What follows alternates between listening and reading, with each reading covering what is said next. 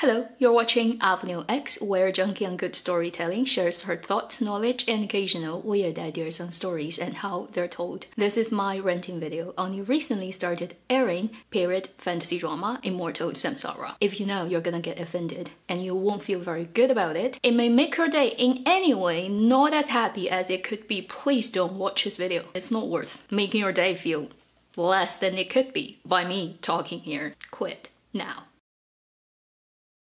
If you're still here, I am going to assume you either also have quite a few things to rant about, or no matter how people diss at it, you're not gonna get offended. So for these targeted audiences, sit tight, let's talk about 沉香如屑. Last year, if you still remember, Yangzi's official fandom kind of came out publicly denounced this drama, saying they're not gonna support it. They think this is a project that she got forced into making. Supposedly that she wants to move on, taking more complicated roles as she grows older, instead of playing constantly the same type of character in period fantasy drama. But unfortunately, due to some contractual issues she has to fulfill, she is again pulled into this production. Then the drama went into production in July and wrapped in October. Right now, this drama is being divided into two parts, pretty much like this drama and that drama. Currently, the upper part is 38 episodes. The lower part hasn't been officially announced, but it's also around 40 episodes long. So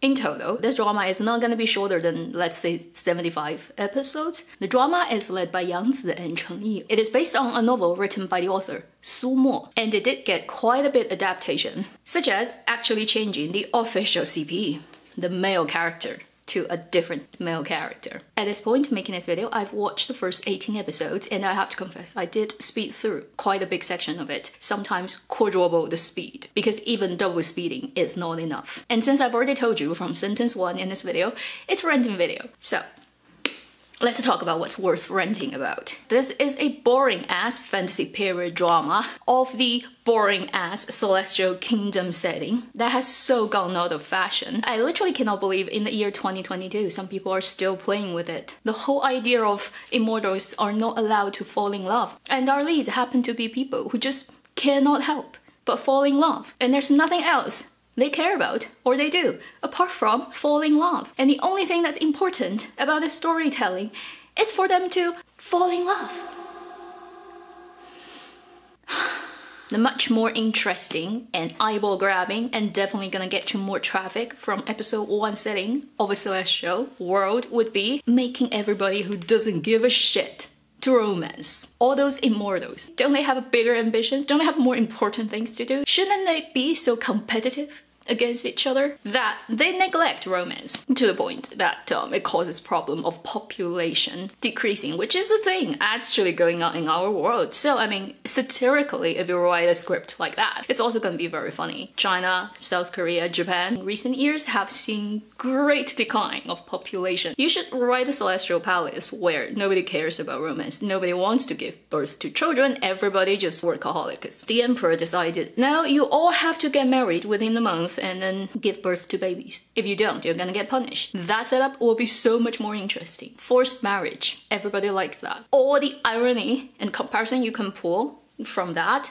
to our world, the whole 24/7 working and no rest culture. I'm just giving an example, you can do other things. But I'm just saying, that would be so much more interesting story-wise. Obviously, because this drama is based on an existing novel, and that novel isn't like that. When you get an outdated IP on your hand and you have to make money out of it, but then you can't do too much about it, but still you cannot help to change essential settings. What a pile of shitty problems you have. I have this specific fan for this specific purpose. Number 1, 好穷. So poor compared to many other very similar setup genre drama we've seen in the last, say, 5 years. Love and Destiny, Ashes of Love, Love and Redemption, even last year's Ancient Love Poetry. If you've watched any of those or all of them and then you watch this drama, first thing you want to say is 好穷.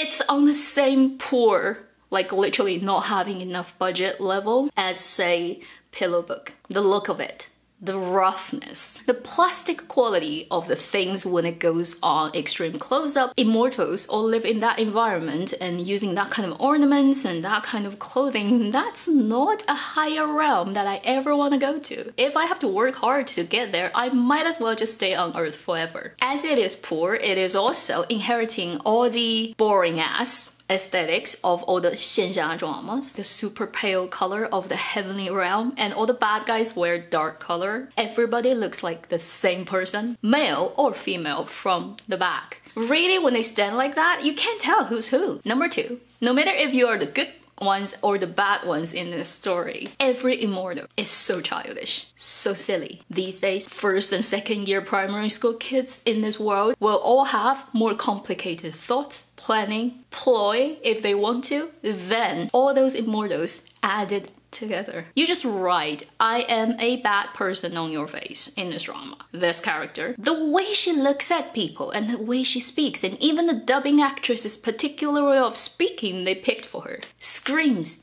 I am the bad person of this storytelling who's conspiring all the time to kill every other woman in competition. Like, literally her tone of speech is just so, I'm a bad person, in your face. Bad people don't even try to hide they're bad people. Okay, like their bad intentions are written all over their face and voice. It also comes from things that don't fit basic logic. It is clearly stated right from the beginning of the story that in this particular Heavenly Kingdom, it is not allowed for any immortals to fall in love. Everybody knows that. That's the hard rule of this existence. Yet, every female little immortals that walks around in this story, they are all fangirling our male lead. What? Don't you realize, scriptwriter, that like this is just like not making sense? This leads to the third thing, which I have to categorize in my head in terms of like pointing them out, but really they're just a mess, a pool of things that relate to each other but kind of are all totally stupid. There is not a coherent view on this celestial palace, the world, the rules, the logic of how things work. Like what you've just heard me saying. They're immortal, but they're stupid. They're immortal, they have superpowers, but then they still resolve to using a broomstick to clean the space hub. They eat egg fried rice. Also, the idea of playing pranks on each other in this immortal world of those immortals are taking your clothes away while you're taking a bath. Seriously? He has magic. He can just create things out of nowhere. Oh, also, like, things are magical, but then they can just be broken by falling down on the floor. So basically, this whole world is a mess. There's no coherent rules about anything. Everything has its individual, logical rules about this world. So after watching a couple of episodes, you have no idea about who is who, what is what, and how things work. And since at these things, it's already a total mess, you cannot expect anything more, such as the most powerful, I don't know, ruler of this celestial realm, you know, second in command, third in command. What are your actual jobs? What do you do? They don't really do anything. They're just hanging around, playing Go, drinking tea, looking good. They're continuously being reminded that the responsibility of the whole existence is on you, so you cannot fall in love, yet you don't do any job. Oh, I forgot to mention, there are 7 credited scriptwriters of this drama. You know where it's going, hey? There is no real reason for why female lead has to not like the male lead in the beginning. And then the guy, there's no reason why he should think of her as special, okay, against anybody else. She hasn't really done anything for you, really significantly. And then giving her sort of access to super textbook and material, also for no good reason. Like, why? You know, you barely know her, but hey, it does not matter, because the writer says so. At the end of the story, they're gonna love each other to death, so might as well just start it with no good reason. And audiences will soon forget, because you've had, like, what, 80 episodes to talk about other crap, so that nobody really remembers how it all started. Then the fourth thing, Meng Ziyi's role. I don't have problems with her acting, I just have problems with how the character is written. That jealousy with her twin sister, it's just so badly written. I feel so sorry for actresses who have to play those roles. I don't know what they're feeling. Maybe they liked playing those scenes. If so, then there's nothing I can say. But if they have any ability to think through anything, when they hold that script in their hand, probably they have to cringe so hard to be able to play those scenes. And I don't care what happens later in this drama. I've heard already what's gonna happen later in this drama. Okay, the couple of episodes you've seen right now with how they portray Meng Ziyi's role is like such bad writing. This similar thing happens actually in Galaxy Next Door drama of the character Yuan Shen. The way they write Yuan Shen's character to make him annoying and not likable, in that sense, to contrast and making the main leads looking better, is such a bad ploy, so badly used in writing. You really can make Yuan Shen and Zhixi as a screen couple crossing two dramas as the worstly written, bad quotation mark characters. Oh, and then all the other immortals, the fuel to the fire of the situation of the twin sisters. Again, showing that the scriptwriter don't have imagination, don't understand the complexity of humanity. Everything at the opportunity of be able to squeeze that line in, they would do it. In this whole drama in the first 18 episodes is constantly reminding Meng Ziyi's role that when you have a twin flower, one is strong, one is weak. Everyone constantly says that in this drama. I'm like, what are you trying to do? Making the whole celestial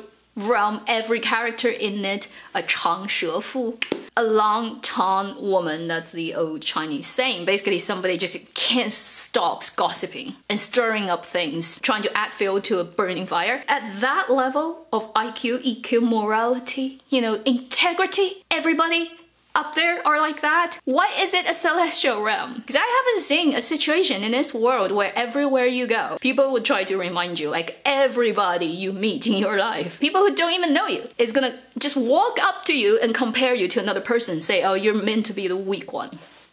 What kind of society is that? People don't even try to pretend they're nice and intelligent.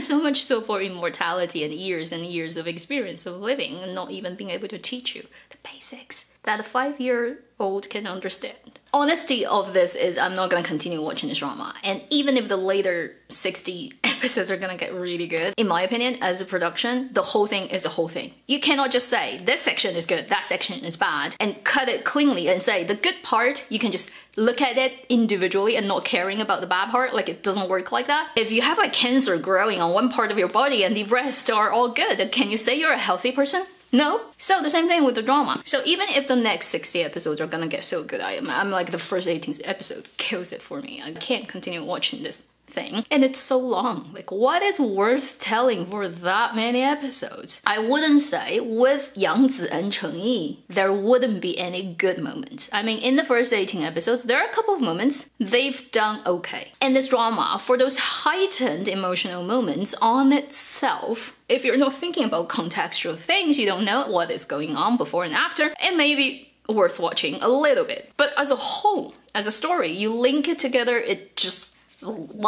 So I've said pretty much everything I can think of that I can rant about in the first 18 episodes of Immortal Samsara. It is my very honest opinion, and if I've offended people, well, you've asked for it. I told you to leave and you're still here, so it's on you. And also, even if you do get offended, I'm just suggesting don't take it seriously. It's just drama. All the stars out there, they've never done anything for you, so don't just feel so eager to defend them. At the end of this video, I would say this kind of project gets passed, green light gets made for all kinds of complicated reality reasons. And don't invest your emotion so much into this type of story because they're made out of a very 发心不纯 reason. The reason, their initial intention of making it is very impure. Harvesting the leftover fandom's passion, money, really, it's always just about money. They don't give a shit to good storytelling. They don't give a shit to actors' Korean planning. They don't give a shit to anything that's a little bit beyond the materialistic world we live in. Nothing in the conceptual world, the emotional value, no 追求, no aspiration, no inspiration, nothing higher than the basic level of satisfying their greed for material gains. Platform, the company that makes it, behind the screen or on camera. That's the reality. You can say that for all film and television. They get made because people want to make money. But then some of them have other intentions added on to that, where people actually care about what they're doing. They want to do something meaningful. They want to leave something as a legacy. It comes from the right place. Where this type of production, if you believe that the creation of this type of production comes from a good place. One day you're gonna get beaten up by the society for real and you'll see what it means. 社会毒打 is waiting for you.